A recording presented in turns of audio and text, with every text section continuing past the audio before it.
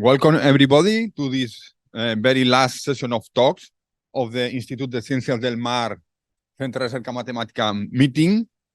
We have now one talk by Josep Sardanyés, a shared talk between Josep Sardanyés and Filip Ivancic, right? First we'll start Josep, and then Filip will continue. 20 minutes? Okay. Okay, so they will do half and half. They will fit in two. Please go ahead, Josep. Thank you very much. Vale. And then Filip will introduce some of the models that we have been working on during the last months. And the idea is that we are pretty sure that with these models, we can foster collaborations with the people at the ICM. So the project is a BioDiversa European project. It's called MPA for Sustainability. And the title is Enhancing MPA's Role in Restoring Biodiversity while Maintaining Access to Ecosystem Services. So this is a project that is funded by the European Biodiversity Partnership together with Water JPI. And it's a project of international collaboration funded by the State Research Agency. So we acknowledge the funding of this project. So the call that we applied, it's a 3 years project. It started last year, 2022. And these projects were intended to be related with some of these three themes, and actually our project is related with all these subjects. So first, to provide knowledge for identifying and studying priority conservation areas, study the resilience of ecosystems, especially within the framework of protected areas, marine protected areas. Also to try to characterize or determine indicators of ecosystems health. And I will show that in the project. We have some partners that are working in monitoring species, and also especially in the socio-ecological trade-offs between ecosystem services and ecosystems, the species. And then a very interesting point of this project is that in the work package that we are working on, that is about modeling, we have like a direct interaction with the MPA managers. And this is very interesting because, for example, 3 weeks ago, we were in Banyuls with the MPA managers, and they came to our talk about the modeling part, and they were very interesting about the models and what can the models tell us about these places. And there is also in this direction some ideas to use the models for future management actions. But of course, this is not a trivial thing. So this is a kind of small introduction. So probably most of you already know it, but now we have like 17,000 MPAs around the world. They are covering more or less 9% of the oceans, and I think that it is intended to increase this percentage to 23%. And these are the governance of these areas. So mainly the main marine protected areas are governed by federal or national or subnational agencies. Within this project, I have to say that only very few percent of these marine protected areas, about 23%, have a clear management plan. Okay, and only 1% are performing the evaluation of these protection degrees, how they are affecting these places. So, of course, the management plans meet financial and infrastructure obstacles. Okay, and there are no guidelines for developing adaptive plans, and the transformative change that MPAs are supposed to have on ecosystem restoration, conservation, biodiversity improvement, and also in terms of socioeconomic issues like ecosystem services. So here there is a key gap, and this project is trying to conceptualize MPAs as places that we can establish different degree of protections. And our role here is to try to understand these very complex socio-ecological interactions in these systems. So here we have like different items. These items are related with the work packages of the project. So first one is to provide estimates of how we have biodiversity can change according to different MPA establishment. By MPA establishment, I mean the degree of protection of MPAs, the number of MPAs, the size of the MPAs, and the connectivity of MPAs. So these are very critical processes. Then work package 2, that is the one that we are responsible, is to try to study dynamics in these places that contain marine, coastal, and also land ecosystems, and try to identify, and this is not very easy, and we have been like 1 year working in the models. Now we are just starting to analyze the models to study how MPAs may impact on the dynamics of some target species and how they might be built or conceived to obtain optimal results in terms of biodiversity, ecosystem services, and health of ecosystems. Here, of course, there is a very important work in the detection of tipping points, because we know from theoretical ecology that sometimes the changes that we have in ecosystems, as for example, pressure is increasing, are not smooth. We have tipping points. Tipping points are discontinuous bifurcations, are catastrophic events. Then we also have some groups that are monitoring, and they are like going to the ocean and make some measures of environmental DNA and monitoring of key species. And then we have this final work package that it's to try to gather the other work packages and try to establish management plans. This is a very challenging project because when we are doing mathematical models, we are taking a lot of assumptions and we are simplifying a lot the reality. And now with this project, we are discussing with the people that are working in the MPAs, with the managers, and it's another dimension. But it doesn't mean that we cannot also try to do simple models. Okay, well, the idea is to, of course, the models that we are working are site-specific, but we are developing a body of theory and computational models that can be extended to any place. And Filip will explain you the general approaches that we are following. So this project is very interesting because we have, this is an European consortium. We have partners in Cervera Banyuls, in Madeira, also in Denmark, in Sweden, and we have 3 case studies.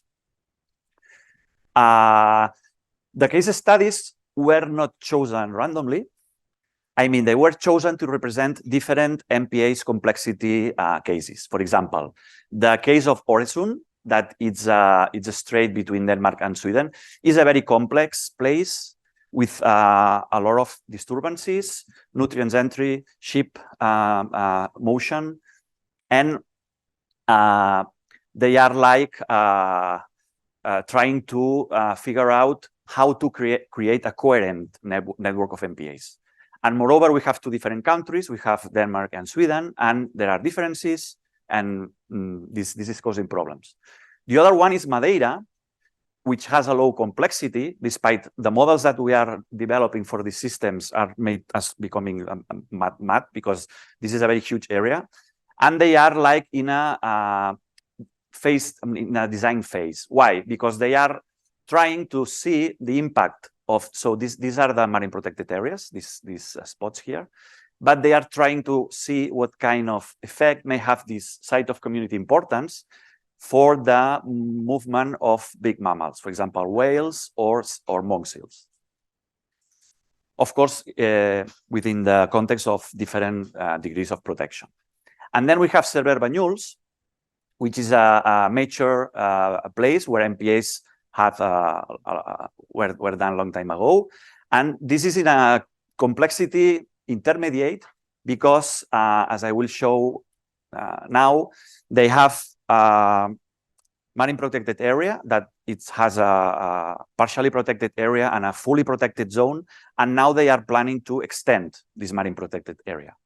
And our role here is to see what may be the impact of this extension of protection, and also if we can, in some way, try to see what would be the optimal size of these new protection areas. Here it's interesting to say, because 3 weeks ago we were with these people, that they are going to make this extension, they are going to implement this extension in a couple of years, and we will have information of how the state is now, how the state will be in 2 years, and in between we will develop these models and try to make predictions of what may be the impact of this increase in the marine protected area. So here we have very interesting things to do with a model. Okay, this is what I was saying. So how could we, or what are the criteria that we should have in mind in order to design MPAs? This is not an easy question. What is the size? What is the degree of connectivity?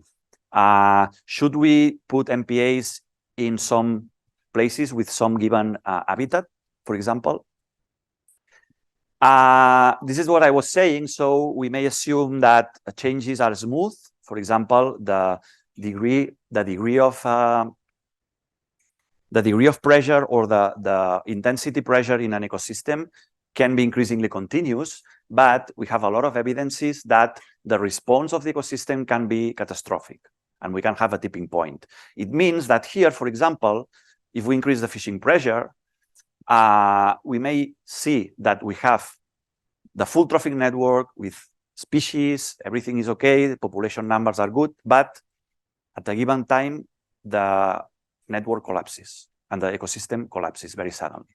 And there are a lot of examples of what we call regime shifts in ecosystems. And a lot of examples in the real field and in experimental data. This is a kind of summary of the work packages. So this is the first one between the relationship between biodiversity and services. Then we have the monitoring work package. This is the modeling package that we are interested in the tipping points, biodiversity thresholds, and trying to combine not only ecological processes, but also socio-ecological processes in terms of pressure of tourism, pressure of fisheries, so on. Okay, now I will give some details on the Banyuls MPA system, and then Filip will go on with these 2 other case studies, but focusing on the models that we have been developing. So this is a very nice photo that I was very lucky to, because I did this photo myself 3 weeks ago in Banyuls. It's a place that is very near, but I never went there. And I was very impressed by the place. So here we are collaborating with the University of Perpignan, with Serge Planas and Natasha, that is a postdoc.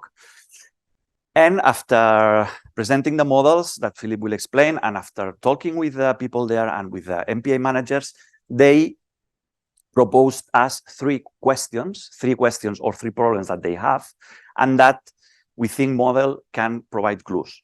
The first one is that they have been observed algae blooms, and they told to us that these blooms were like random. I mean, they didn't correlate with temperature data or with nutrient incomes or with heavy rains. And probably here there is a kind of mix between some external effects and the population dynamics of the place. Okay. The other one is what I was discussing about the extension of the MPAs. So this is the current MPA place in Banyuls. This is Banyuls-sur-Mer. This is the partially protected zone, and this place here is fully protected. Here you have the habitats. And now they are planning to extend the marine protected region until Cap Verde and Cerver, and also including 2 more places of fully restriction. So what will be the impact of this extension? Probably it will provide a benefit to the species, okay, because the pressure will not be so big. But the question is, can we do a model and try to make predictions that we will be able to see if they have been fulfilled in some years? So this is a very interesting thing that we think the modeling can provide information. Of course, here, and this is why I was asking, some of the models that Filip has been working on, we can include the habitats, we can include also the currents, we can include a lot of things in a very fine spatial resolution. And we are interested in the dynamics. So we can include here trophic networks and to see the population dynamics of K species or in general of some species. And then also they have some questions about the population of grouper. I think it's the meadow grouper, that it has been increasing in this place over the last 20 years, and they don't know exactly why.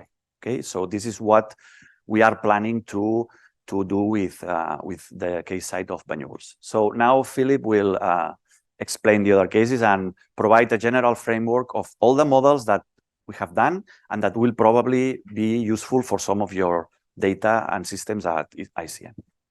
Okay, thanks. So the first topic where I will discuss some modeling is the Øresund trophic chain. So again, this is the picture of Øresund. And one of the questions that people from this Øresund group have, so this is the Øresund and this is Kattegat, is on the connection between cod population and eelgrass. Because the fishing is quite restricted in both Øresund and in Kattegat, but they have fairly healthy cod stock here in Øresund, but also it's connected to the Kattegat. In Kattegat, it's very poor cod stock. And one of the differences is that they have troll ban, so basically fishing with where you drag the net on the floor and destroy, for example, the eelgrass habitats. And they have this kind of ban here in Øresund, and they suspect that there is some connection between eelgrass and cod stock. So this is the sketch of this dynamical system that we will consider. So with the discussion with the Øresund group, we kind of identified the variables that are of interest. So the main one is the cod species, and then we have eelgrass, some filamentous algae, and then the rest of the populations we kind of grouped into the mesopredators and mesoherbivores. So we consider them together. And one thing with this cod species is that, so in this environment, they are more or less apex predators, but they also have very strong cannibalistic behavior towards, so they eat their own young. And so this is the main, the most general model that we developed. And basically it will be a set of ODs coupled with this one PD for the cod stock, for the cod population. And basically, so this dependent variable U denotes the cod population, and it is function of both time and this X, and X denotes the age. So what we do, we consider how cod behaves, how the population changes in time, but also how this age structure changes through time. And then, so we get this partial integral differential equation. So where this partial part of the equation is kind of a hyperbolic type, and then you have this on the right-hand side. This altogether is called the mortality function. But here we broke it up into smaller pieces, and we have the natural death rate. So this models, yeah, as I said, natural death rate. But for example, it is age dependent. So for example, depending maybe on the temperature of the sea or some external factors that depend on time, then maybe smaller cod populations such as eggs, not all eggs will develop and stuff like that. And then we have the harvesting rate. So this is the direct human impact. And as you see, it can be both age or size dependent, time dependent, and obviously it can depend on the stock itself. So for example, this allows us to model selectional harvesting, which is sometimes incorporated. Basically, it means if you catch fish which is not large enough, you return it back to the ocean. And then we have this predation term, which we broke into two pieces. So this piece is predation by mesopredators on the smaller cod, and this alpha PU basically models how what is the predation rate by the population P, which denotes the mesopredators, on the cod of hx, and then you multiply all of it by population of cod time t of hx. And then this part is the cannibalism part. And so here you have this alpha UU. It basically denotes the what are the chances that cod of HY will catch a cod of HX. So this Y would be like the older cod, and X is the smaller cod. So what are the chances that older cod catches smaller cod? And then obviously you have to sum it up over all ages, and then multiply it by the how many actually cod of HX there are. So here formally I put from 0 to infinity, but obviously so cod lives for about 25 years. So if the upper part is, if the Y becomes more than 25, then just population is 0. So this is actually finite, but for modeling, we put from 0 to infinity. And then this equation is finished with the boundary condition. So this tells you what is the cod population of H0 at time t. So basically the birds, number of birds at time t. And so this is function of the energy intake, so basically of the food supply. And this is the how it looks, the general force. So this is the birds per individual of HY. So to be strictly formal, this models the female population of the cod, but then you can extrapolate it to male population to incorporate for both genders, or we can also include another equation of the similar behavior of, yes, more or less the same behavior, but which models for the male part. In this case, of course, so you have the natural death rate. So part of the X turns into males, part into the females, but all this can be accounted for. So one thing that is important here is that, as you see, this is all of these functions depend on time t. So we have this a periodic behavior. So for example, this boundary condition birth rate, it depends on the time of the year. For example, I think they lay eggs from February to April in the Oresund area. And then, so this is the equation for the cod population, and then we couple this with the rest of the population, rest of the groups of interest. So first we have mesopredators, and then so this is variable p. Again, we have change in mesopredator population is basically growth minus decay, and growth we model through falling type 2 functional response with 2 preys. So mesopredators predate on mesoherbivores, which are by this variable q, and it can also predate on smaller cod. Although they said that this may be neglected for the case of Oresund. So of course, formally you have to again integrate over all the ages of cod, but like what we expect is maybe this will be from 0 to 5, and if the cod is too large, then simply this hunting rate goes to 0. And then this is predation by the large cod on the mesopredators. So again, here, for example, it will not be from 0, but because from maybe 0 to 5, this chances of cod, like small cod, cannot predate on mesopredators, but only after they are large enough they can predate on mesopredators. And then again, we have similar natural death rate. We have harvesting, which again can be selective harvesting, and we have this inner competition term. So we included this because all of these mesopredators, there are different species in it. So some of the mesopredators can predate on some other mesopredators, and this is modeled to this inner competition. And then essentially the same equation is for mesoherbivores, except that now mesoherbivores, more or less from the discussion with the Oresund group, they only eat, mostly eat algae. So this is their growth rate. Again, falling type 2 functional response, and then they can be predated by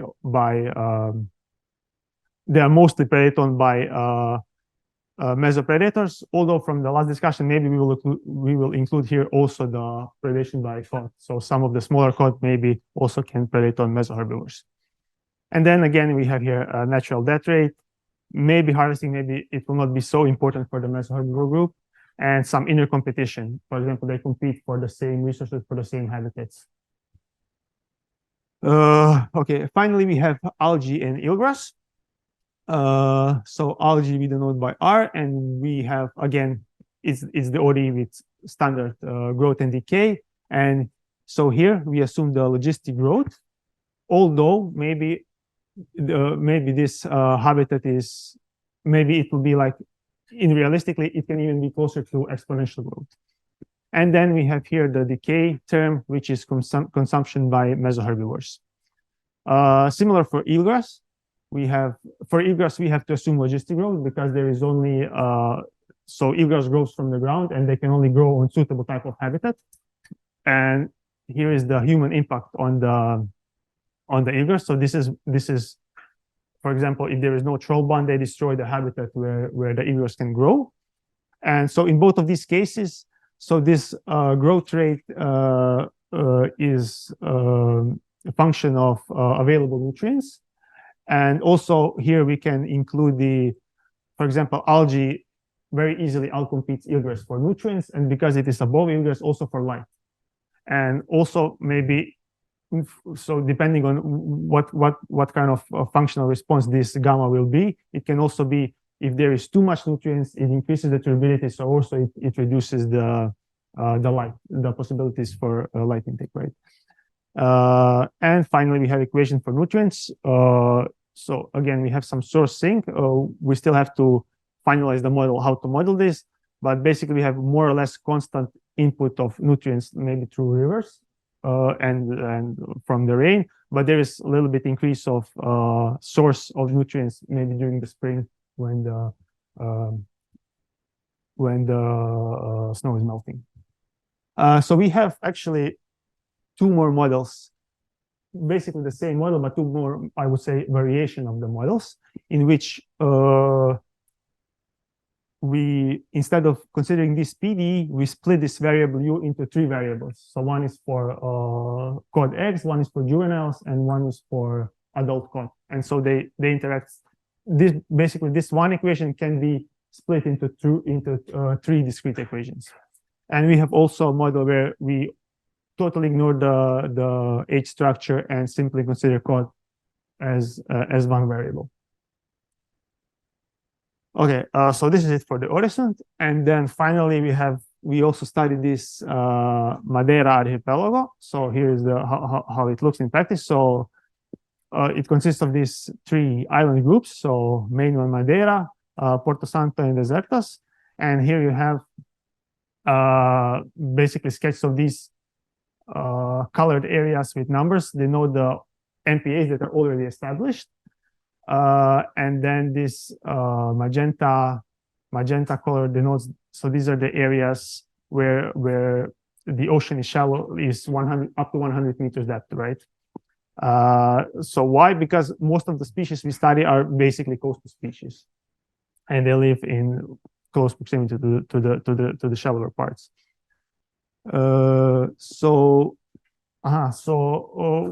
What do we want to study here? Also, dynamics of some species, but they are mostly interested in, I believe, monk seal, which mostly live here around Desertas, but they can also easily travel in search of the food for these two islands. But they more or less always stay in that area. They don't go out of the Madeira.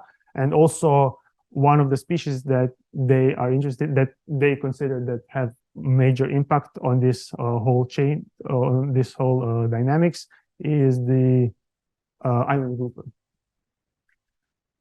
So this is so all of these species populations we essentially describe by the same equation. Of course, it is different for different species, but the structure is the same for all of them, and it is Taxis diffusion reaction equation. So for some, so if you denote some species, so now in this case it is function of both time and space. So we track more, where are they along the coast, anywhere here in space, at which time. And basically, so the change of population in time equals to this diffusion attack system. So this is for the spatial redistribution of population, and then we have this reaction term. And then, for example, there's a lot of parameters in these equations, but because we have explicit spatial modeling, we include MPAs through some model parameters. For example, if species can be fished or no. So for example, inside MPA, there is no fishing. Outside of MPA, we have fishing allowed. It can be some geographical features, habitat types, ocean depth, and similar. So this is how the whole system would look, right? So we would have U1 to UM. So for all species or groups that we identify, we will have one equation like this. And then we have, of course, they are somehow coupled together, which reflects the interaction between the species. And also we can add this convective term. So this is basically how the species is, how the concentration is carried with maybe ocean currents. So for monk seals and groupers, this term can be ignored because they can basically go wherever they want. But maybe if you have some larvae or eggs, if we're going to consider them, then this we have to include because they are carried with the currents. And then, so this equation has to be coupled with boundary conditions. And what we are for the coastal species, this is a very reasonable assumption. U infinity equals 0. So basically, this says that here on the boundary, the concentration of this species is 0, which physically means that just if these coastal species go too far from the shallower part, they will die. Okay, so as I said, we have this diffusion and taxis term and reaction term. So reaction term, this is where you put in logistic growth, some other effects, predator-prey relations, competition, symbiosis, etc. Also human impact. As I said before, fishing rate depending on geographical location. So for example, forbidden in MPAs and similar. So all of this is put in this reaction term. Then we have diffusion term. Yeah, not much to say here, but basically we assume in the most general model, in the most general structure, that it is both function of space location and the concentration of the species itself. For example, there are some species that individuals stick together when they are in deeper part of the ocean, but they disperse in shallow waters when they search for food. And then maybe the most important is taxis term. So this is, you can think of this as directional diffusion. So the species, the population doesn't really move randomly. They actually are attracted or repelled from something. And we model this by, you take this S of U, which is the set of all the signals for U. And then each of these signal W can be attractive or repulsive signal. So for example, if it's attractive, we get positive taxis. And one example would be if U is predator, then this W signal will be prey. So if prey moves somewhere, then the predator follows it.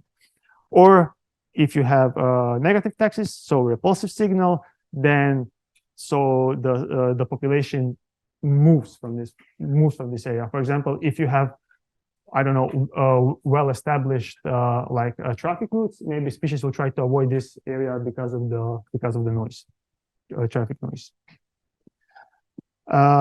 So one of the biggest problems here that we have is how to model the parameters of the model, and the main idea that we have is to try to model them according to the habitat type, because habitat type maps exist for certain regions in Madeira, not for everywhere, but for certain regions.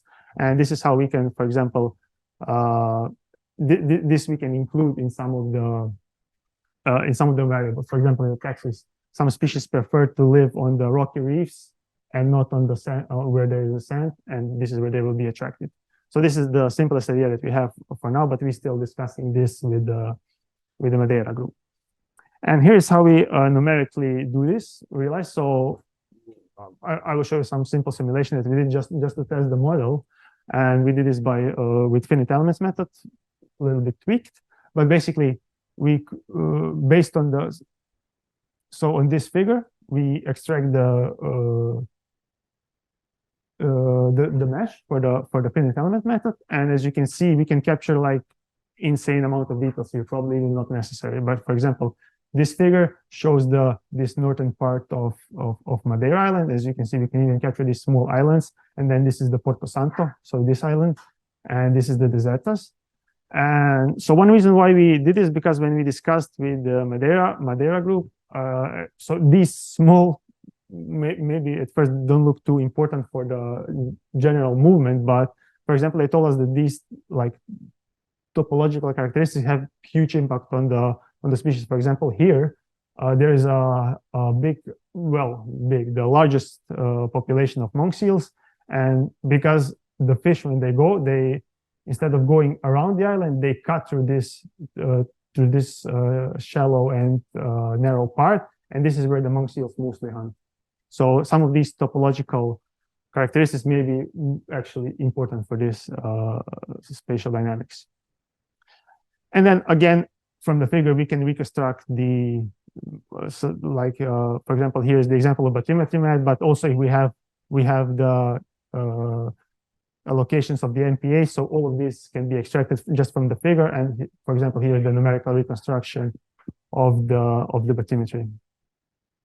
And here is just one example of numerical simulation of the actual result. So this is the initial condition. So this is the parameters here were chosen more or less randomly just to test really the numerical scheme.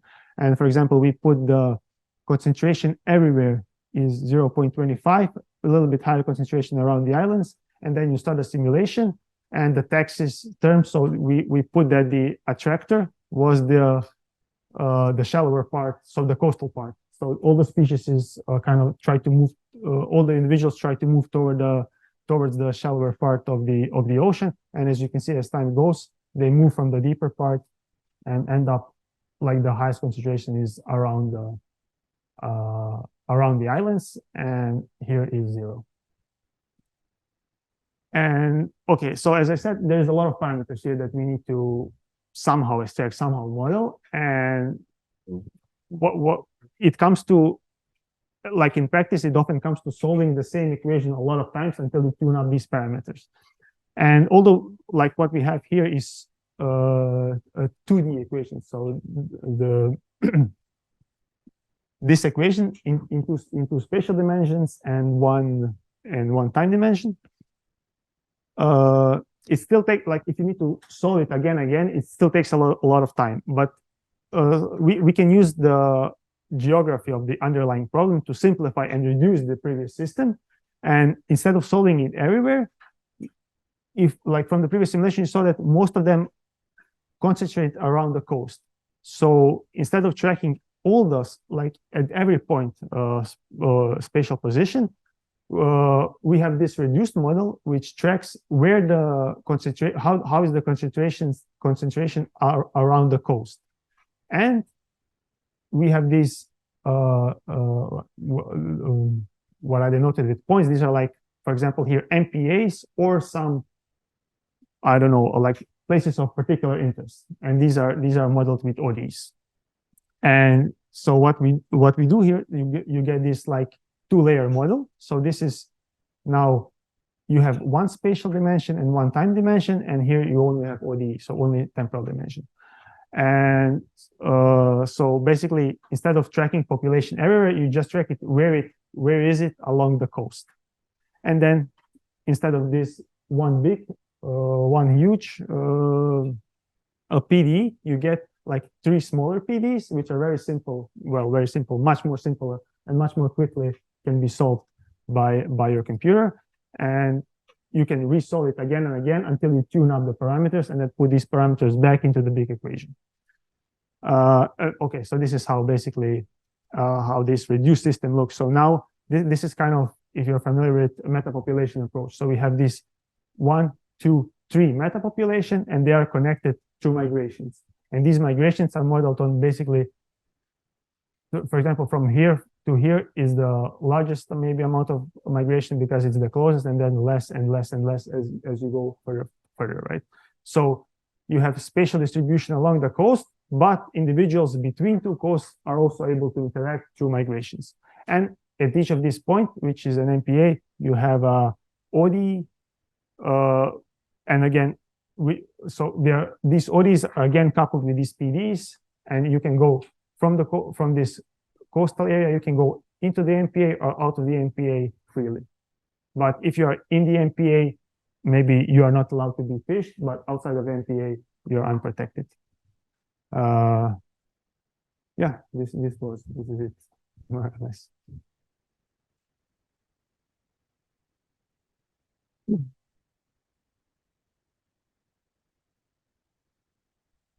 Thank you very much, Filip.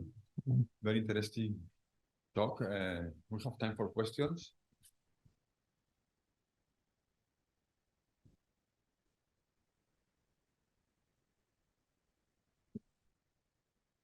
I wanted to ask you, what are you using for programming tool to calculate all this? Sorry? What do you use as a programming language for calculations? Oh, C++.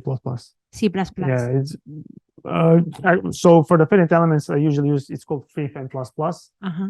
It's idiom of C++, so it's just big C++ library for finite elements, but it also has its own kind of language. Mm-hmm. So it is very adapted to use for finite elements, right? It's very convenient to use. Yeah. Can you put the 23 slide? 23. Yeah.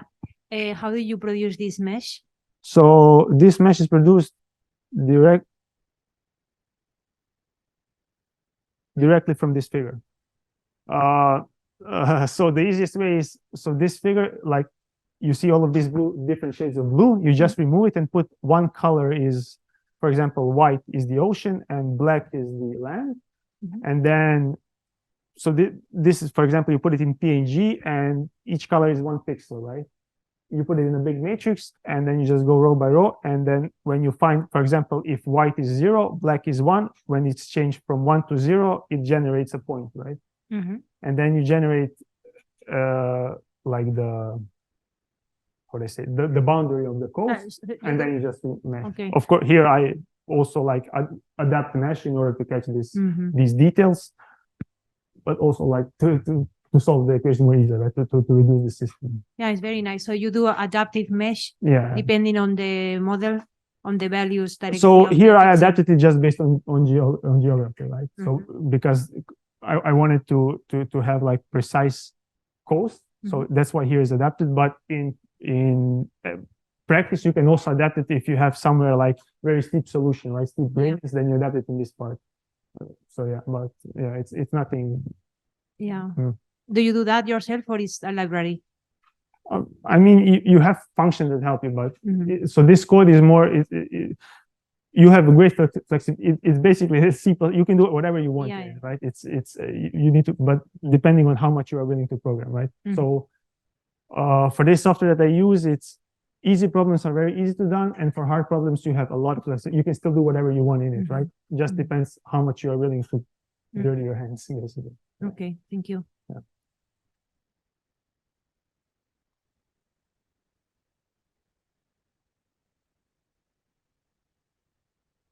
So I was wondering if the model will take into account the illegal fisheries, as the main problem of the marine protected areas are that they are not really protected. So I wonder if you would take that into account. That Illegal fisheries. yes.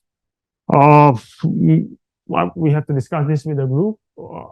We didn't have it into the plan, but so one thing you can do with all of these equations, you can also add some like stochastic term, right? If you want to. Of course, this will complicate the mathematics behind it. But yeah, theoretically, you can add something like that. But at this point, we are still on the modeling. So.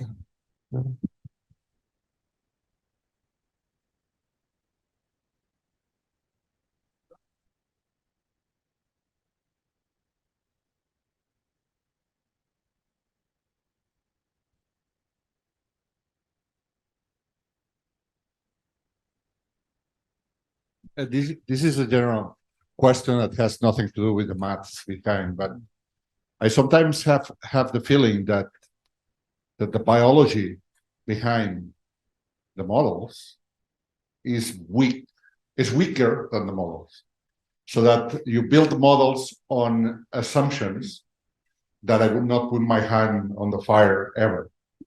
Well, like this eats this and this predates this related to this, or there's nothing else.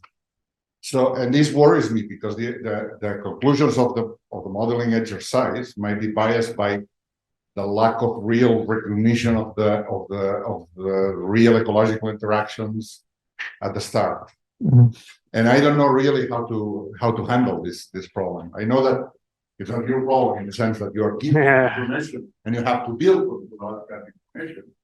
But sometimes I have this feeling, no, as you said, they tell us that this is this.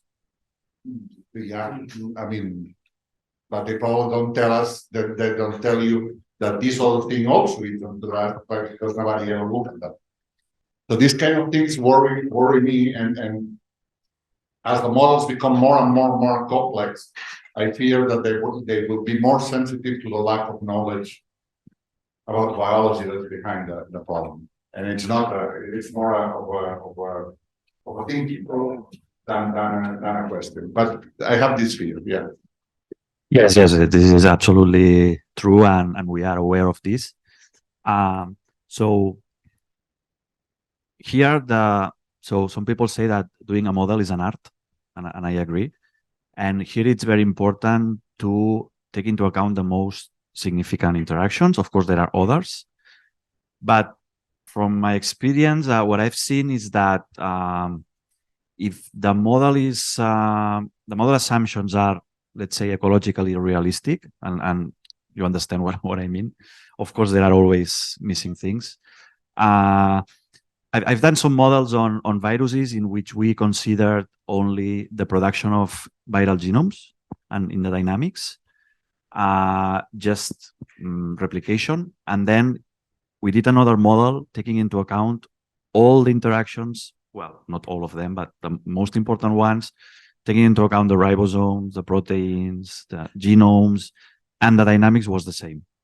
Okay, this is an example of these abstract models or toy models, and some of the things that these people tell to us about the interactions. Actually, the first diagram they sent to us was like a diagram with 200 arrows, and of course we cannot model this. But some of these interactions and the ecological processes that they know, and they have data, and they have measured these interactions. So it's a kind of balance, and this is something that we are finding with these models, that when you stop, when you cut your model, at what level? Yeah, I think I could rephrase it as a sentence saying, so once you have your model, and before you do any predictions, how do you make sure that which strategies you use to say, yes, I believe that this model is actually reproducing the behavior. So, I mean, yeah, because the ideal thing would be to use not the data that you're being given to build a model, but data that you have never seen, something like that, no? Yeah. I don't know how you do this. No, well, there are some things that you can do. Of course, you cannot be sure that your model is exactly what is happening in reality. But you can, for example, and this is something that we are doing with these trophic networks, trophic chain models, that we have, I think we have 10 different models for the same system, with considering COTS as a single variable, then having age or size classes, and mesopredators with other species, with crabs and whatever. And one thing that you can do is to see, when you have like these 10 different models for the same system, if the dynamics is consistent between them. Because, for example, it is a good simplification or good assumption to consider that the population of COTS has kind of negative feedback on themselves, because they are doing cannibalism, without differentiating between the age classes. But if we do the comparison and we see that this age class thing has a very impact, then we need to include more things. But at some point we have to stop. But yeah, this is a problem that we always have with the models. Have to say that there are a lot of examples, and this is the paradigm of complex systems that, and for example, the case of the seagulls, that you don't need complex models to obtain complex dynamics. And there are a lot of examples with experiments and with data, and in physics, they are the kings of this. They have a lot of systems nonlinear systems that reproduce very complicated experiments in terms of the statistical patterns, dynamics, bifurcations, phase transitions. So this is very powerful, but you are completely right. Yeah.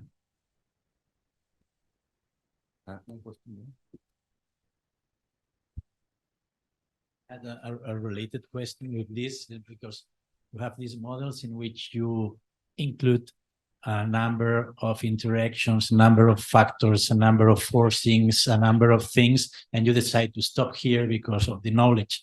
But I guess that there are several of them are really the key ones that why the dynamics, and even if it's not that complex, probably you have much simpler models that reproduce these dynamics. Have you tested this to see which of these factors are really the key ones to reproduce the dynamics?